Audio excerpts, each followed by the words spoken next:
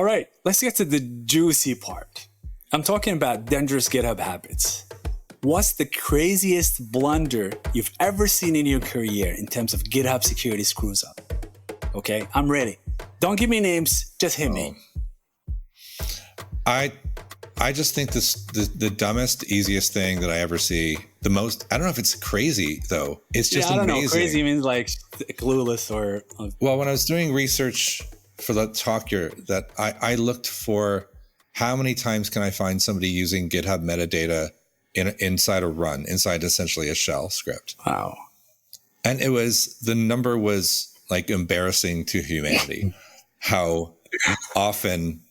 I think you saw an example where there was issue name sanitization, but I've seen the same thing with pull request names.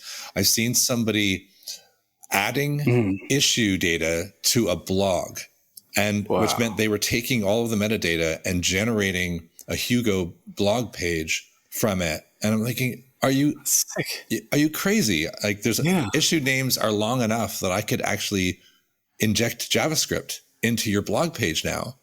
Of course. It's like people don't quite understand that this is user-controlled input. And unlike in application security, where I think developers are actually getting very good and frameworks are very good at sanitizing those user inputs, we don't do that at all in workflows. Yeah. And that is probably the most common mistake that I see in Actions workflows. I mean, there are some pretty bad ones out there. I mean, just not having the obvious stuff you've already mentioned, not having branch protection turned on your main branch, or still having the GitHub token having full write privileges. I mean, that was change that happened February, March last year, where, I mean, maybe you've done this, right? You create a fresh repository now and you go look at your action settings and your token only has read. Yeah. And you look at every repository you've got that you created before March 2023, and it has full read write. 2023 only. And the amazing things you can do with that token, if you can get it, and we already talked about how to get secrets out, there's a variety of ways for the duration of the workflow, it's amazing. You can commit to the commit. You can change the commit that is within the PR.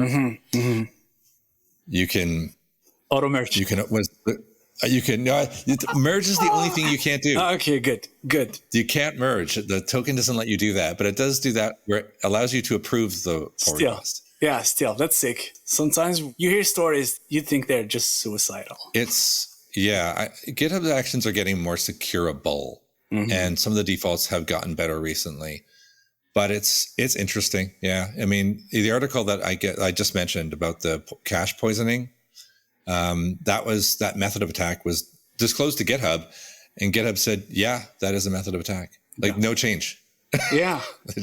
I like the way they're very transparent in their non-accountability or no liability, I would say, because, eventually they would be accountable if by law, right? But if it's written in the terms, then it's your fault 100%. Yeah, there are best practices. Because you could have changed and if there are defaults that are like maybe dangerous that would, get you killed, well, it's not our fault. It's up to you. And they're so good at in the documentation, and you read it, you're like, but still, can you do that for that person that has no background? Or it's the first time, or it's a startup, they have 2 or 3 people, they just want to, ship an application in Instagram. I don't know. Can you help the little guys just to be more secure? It's funny. One of the slides, when we were talking about submitting a PR from a fork, if you're a first-time contributor, in the pull request, there's an approve and run button. And I said, this is a first-time contributor. Do you want to approve and run your workflows? Yeah. And it actually, the advice is to click it.